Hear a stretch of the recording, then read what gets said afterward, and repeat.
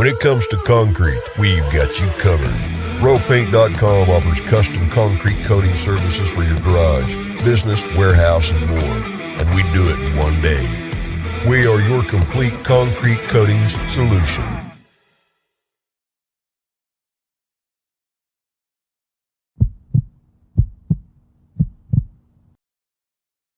This is Bronco Nation News Live.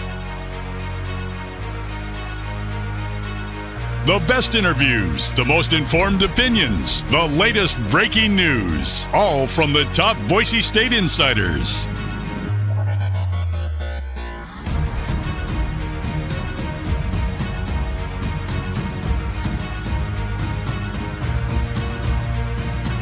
Now, here's four-time NSMA Idaho Sports Writer of the Year, BJ Rains, with another edition of Bronco Nation News Live. Well, greetings, Boise State fans. A happy Monday to you, the start of a new week, and we're here to help you break it down. BJ Rains and John Mallory with you, Bronco Nation News Live here at BroncoNationNews.com. We're checking out, testing out some new cameras today, Johnny, for Mountain West Media Days. So we got the wide shot, which I'm sure folks are really excited to see me in a wide shot. But we're here, we're going, man. How you doing? Good. Glad to be the guinea pig for the wide shot exhibition, BJ. So far, so good. Let's not try to screw this sucker up. Looking forward to it, man. It's a Monday edition, as I said, Bronco Nation News Live. We're here on the social media channels of both Bronco Nation News and KTIK, The Ticket. Make sure you follow the KTIK YouTube channel, their Facebook pages, as well as our Facebook and YouTube channels here at Bronco Nation News. And we're working on some exciting stuff with the Instagram. And Johnny, I don't know about you if you're a TikTok guy, but Bronco Nation News may be starting a TikTok channel as well. So that's probably smart to do. Everybody's on TikTok, man. I, however, am not, but I do the gram a little bit. I'm on Instagram. Yeah. Okay. All right. Well, we got a great show planned for you, a great week planned for you, as this will be a full week. And then next week we get into Mountain West Media Days. Hard to believe, Johnny, but Mountain West Media Days kickoff. People will be traveling down a week from tomorrow. BJ. A week from tomorrow, Mountain West Media Days. Pretty crazy. Lucky. I wish we were joining you this year, but we're sending Bob down for 95.3 The Ticket, and Learfield does some stuff with him down there too, but he's going to be down there, and we just got to keep Bob away from the craps table at 2 a.m.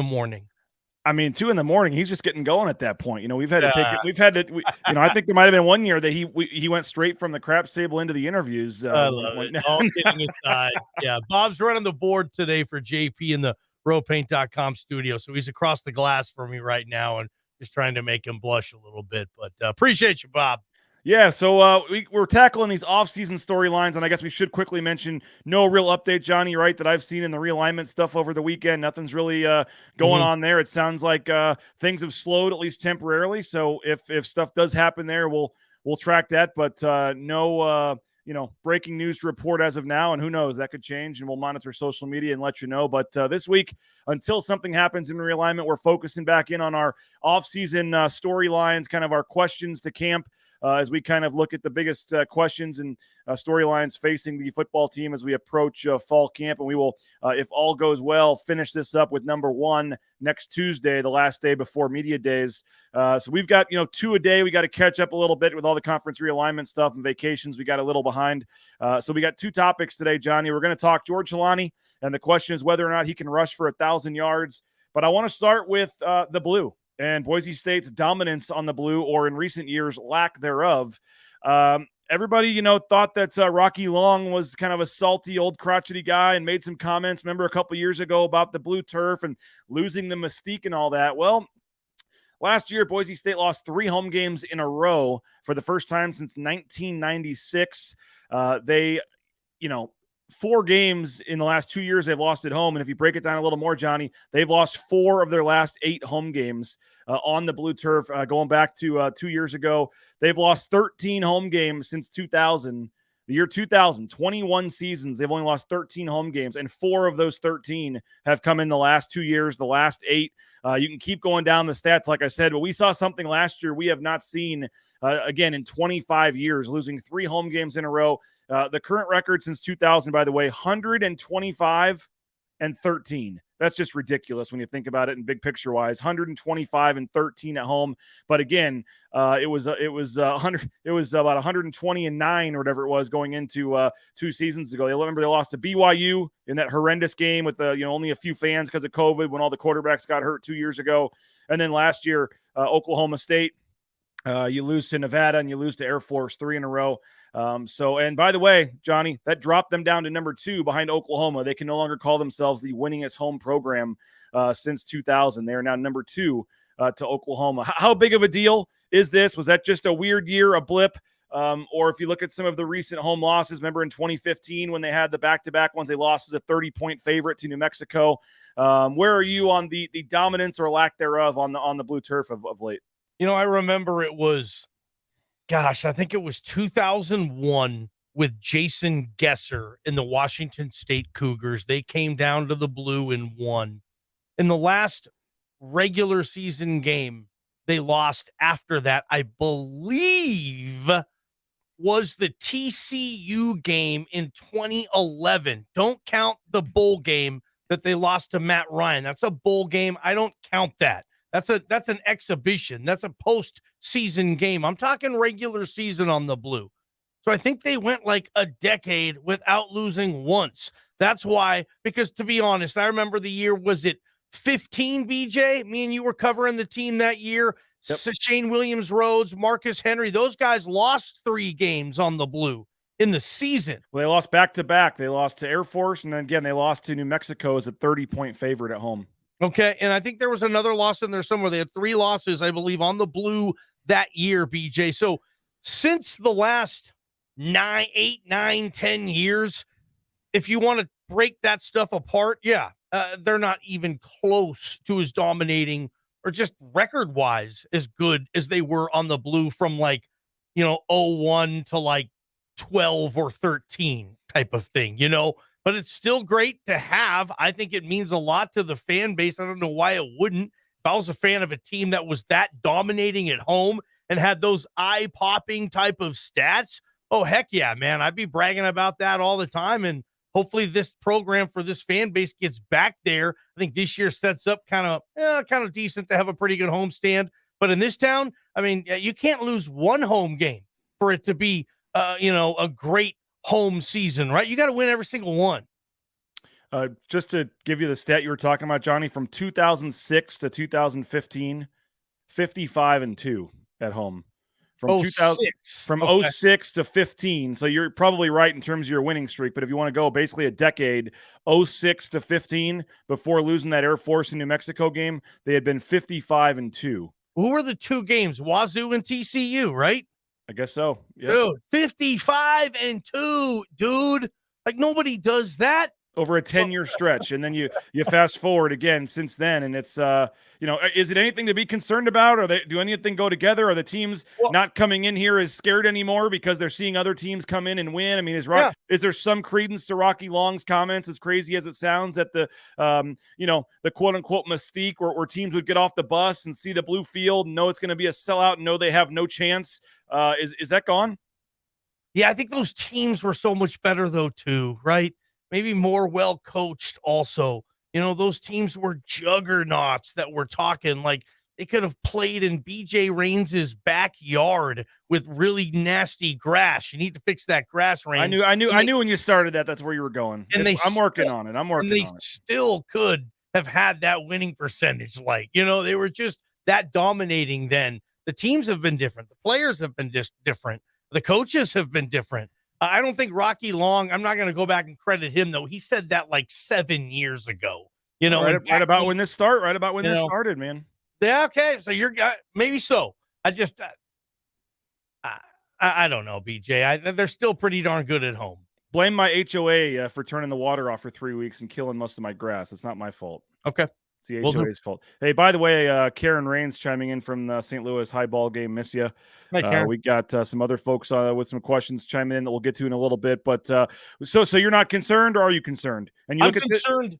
If I'm concerned that the team and the program isn't as dominating since it was 10, 12 years ago, and has nothing to do with the field for a stadium. I just think those teams were better. That's why the record reflected that. Now, they did beat Wyoming and New Mexico to end the season, so they have won 2 in a row at home now going into 2022. The home schedules, everybody knows, UT Martin, San Diego State, Fresno State, Colorado State, BYU, and Utah State. So, Johnny, I mean, we all keep saying the schedule sets up nicely because all the hard games are pretty much at home this year for the most part. Well, that doesn't necessarily prove to be a gimme, as it has shown in the past couple of years. Any of the home games this year, San Diego State, who beat them last year, Fresno, you've got Utah State and BYU, Colorado State. Any of the home games, concern you this year? And when you look at 6 home games, what do you make of the home record? Yeah, I think BYU, I've heard their roster. They're really excited for that program down there in Provo. I think BYU is going to be a tough test. Seems to be kind of a coin flip. Maybe Boise State has a slight advantage playing at home. Fresno is always pesky, but I don't think Bronco Nation really gets worried that Fresno's going to come to the blue and win. That doesn't happen. Same with Utah State. I mean, if you're worried about Utah State now, Boise State, you got a whole new heap of problems you haven't had before, right? I don't know if Utah State has ever won on the blue. Correct me if I'm wrong like that. I know they look good. They're the league champions. Give them a lot of credit. But Boise State wasn't too worried about them last year, and that game was in Logan. So, anywho, I think it's probably then San Diego State. San Diego State and BYU are probably your 2 games on your schedule. You're thinking, Fresno's pesky, though, because I really like what they're doing this year. Those 3 games for me, yeah, those will be tough. And really, the Oregon State game is the only road game that kind of concerns you? I mean, that's why a lot of people think that the record this year overall is going to be better just because of the schedule. At Wyoming, at Nevada, at Air Force, I guess could be a challenge. But I mean, other than at Oregon State, at Air Force, I'm not worried about at New Mexico. I guess at UTEP could be a little tricky potentially. They had a decent season last year. At Nevada, they lost a ton. That doesn't concern me. At Wyoming, I guess because it's November 19th, you never know what the weather is going to be like there. But overall, I mean, this is a year where if you really can take care of your business at home against the tougher teams, that's why I think a lot of people have this team going at worst 9-3, potentially 10-2, 11-1. If it's a good football team, really good football team, like a lot of people think it can be, and a lot of these questions are answered positively, right, for this fan base, then Boise State's going to beat most of these teams. You're not that worried. If the team's not that good, and they're scrapping and they're clawing and every game's a dogfight, there's no blowouts here, you're gonna lose a few games. That's how 7-5s happen, right? When you're just not that all complete of a football team, or you get hit massively with injuries and other stuff, right?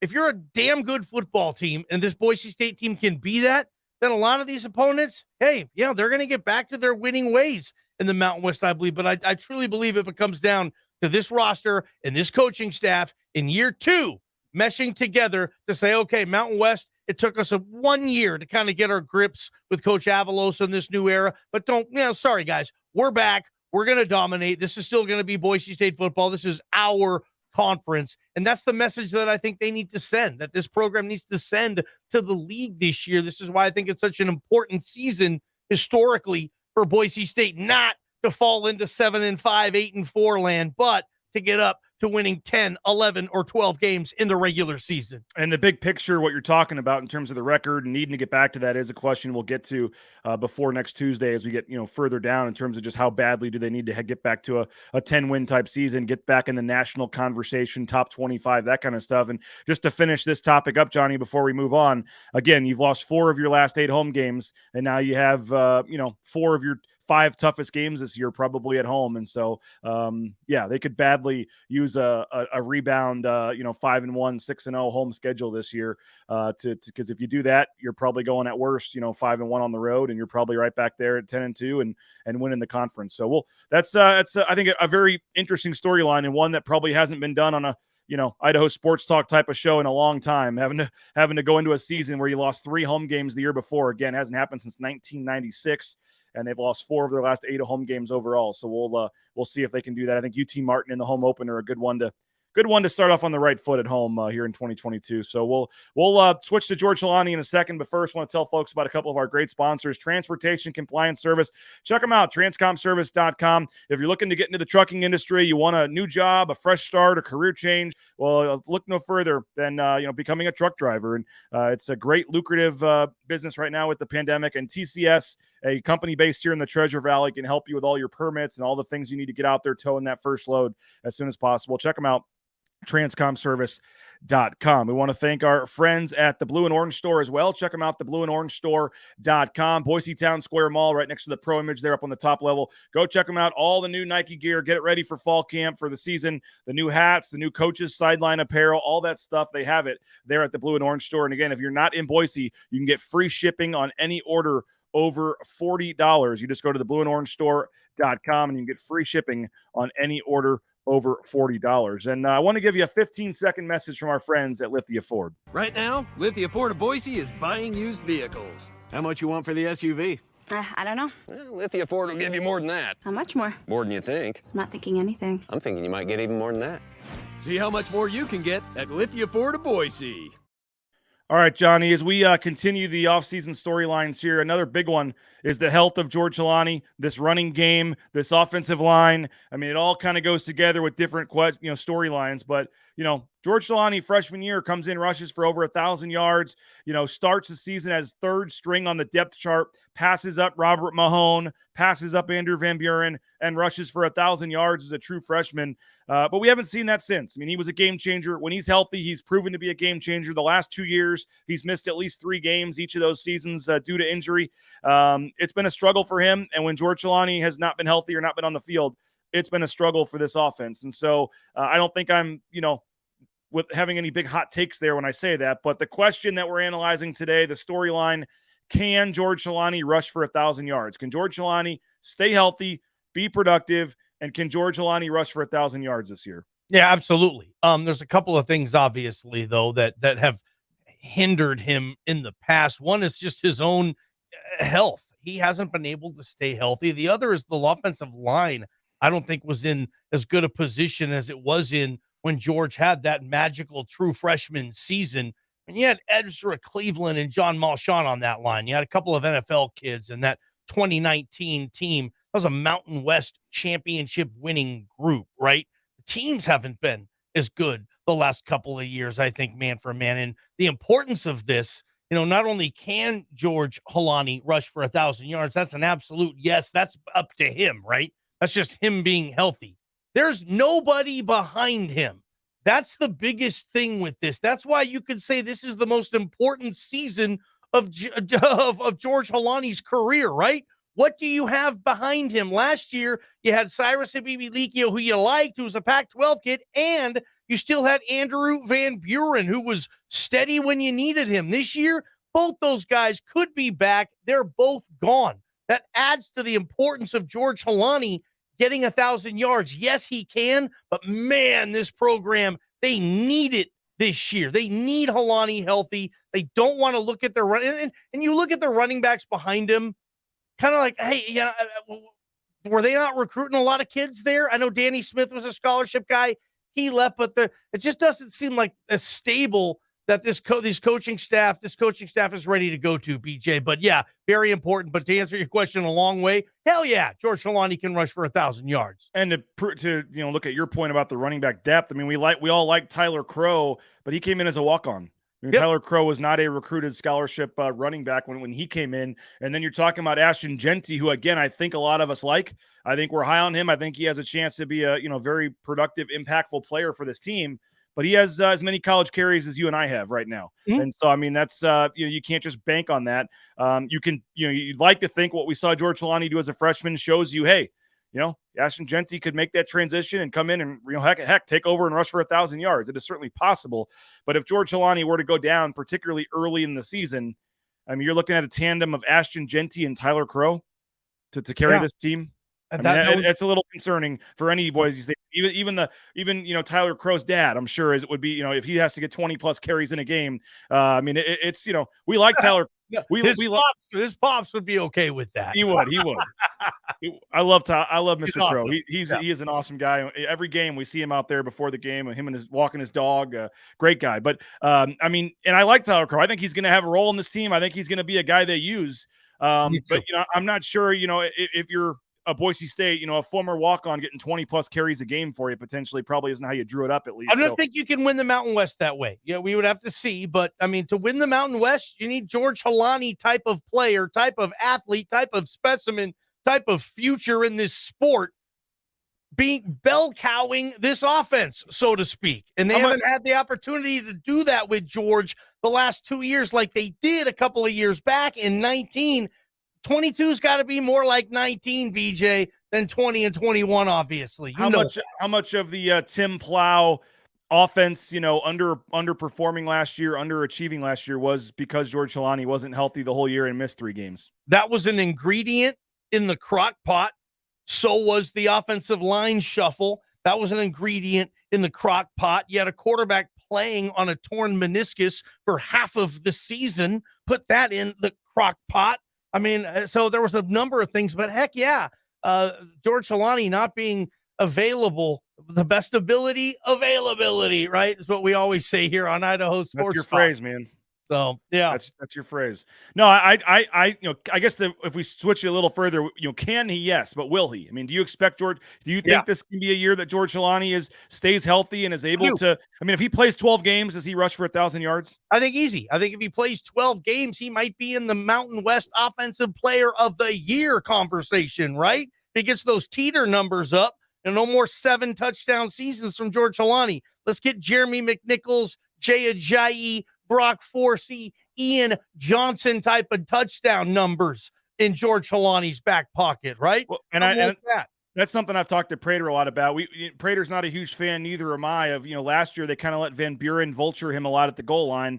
And for whatever reason, they just kind of wanted to get guys involved and they kind of wanted to have guys have their roles. Yep. And George Holani had 1 rushing touchdown last year. One. And he played, in 9 games or whatever. So I think he rushed for almost 500 yards. I don't have the exact number in front of me, and yet he had 1 rushing touchdown. So would you like to see them, him be that bell cow guy? I like what they used to do, man. I like that Brock Forsey was challenging like Barry Sanders touchdown numbers, right? I liked how Jay Ajayi and like the guys I mentioned, Ian and the McWeapon, they were all like 20 touchdown. Doug, hell, the years he had.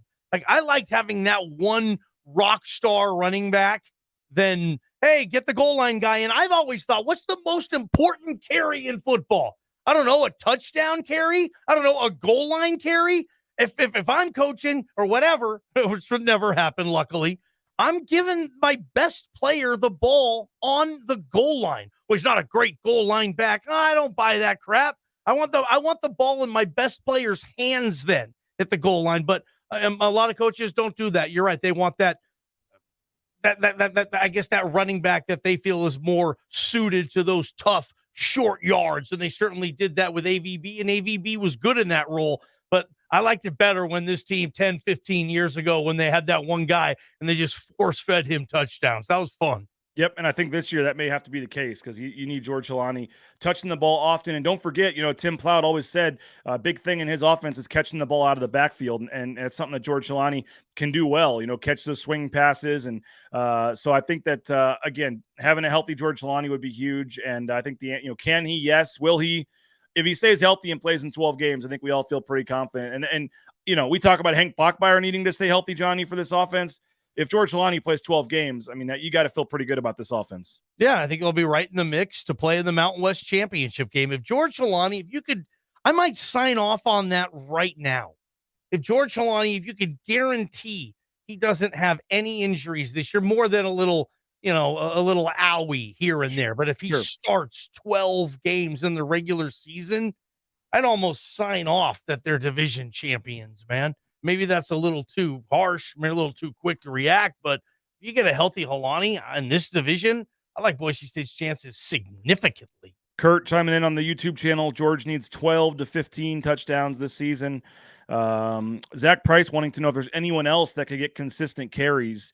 I mean, I guess maybe Steph Cobbs could get a few carries on end arounds, but I mean, you're talking consistent carries. No, it's your running backs. I mean, you're not going to, I think Ashton Genty can be that guy in the kind of McWeapon role, so to speak, where maybe they line him up in the slot, give him some carries, but I don't know, Johnny, unless they I'm just missing need to hope like heck, BJ. They got to hope like heck that Ashton Genty can really play year one and really help and be ready and available to play high-level Mountain West football if and when George Holani is out a game, 2 games, a couple of weeks. That they are really hoping that this Genty kid can be ready right now as a freshman. And that's a big storyline, I think, this running back, this backfield. You look around, okay, well, what are you going to do here if Holani gets hurt? Last year, you had plan B and plan C.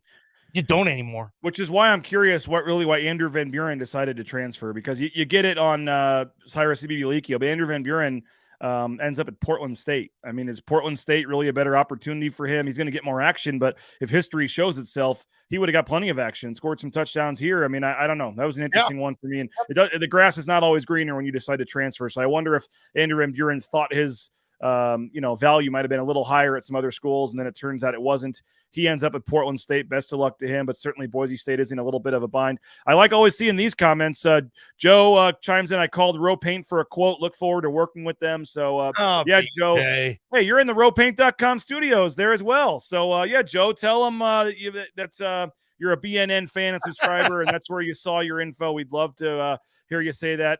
I do want to get in real quick, Johnny, about the basketball tournament. They're all arriving in town today. I want to ask you a question about that real quick. But first, I do want to tell folks about United Commercial Insurance. Check them out. Business insurance. They can write it in 44 states. Those policies, almost any state, 44 states. They can write your workers' comp, your liability insurance. If you own a business or handle the insurance for your business, 5-minute call could save you hundreds of dollars. Ask for Brandon, 229-8222, United Commercial Insurance. Boise Dentistry Co. as well. Check them out, boisedentistryco.com, locations across the Treasure Valley. Dr. Meinert and his staff do a tremendous job, and they're big BSU supporters as well. So check them out, boisedentistryco.com. And Ridley's Family Market, shopridleys.com. 13 Idaho locations all across the state of Idaho, and even in the neighboring states. They got the at-home shopping, the Skip app, the home delivery, all that great stuff. Check them out, shopridleys.com. Johnny, they're all arriving today for the tournament Wednesday morning. We're going to get a chance to go watch them practice a little bit and do some interviews. I know there's 8 or 9 guys on the team, but to see Ryan Watkins and Derek Marks out there hooping it up together again, it's going to be pretty cool this week. Very nostalgic for the Boise State basketball fan, right?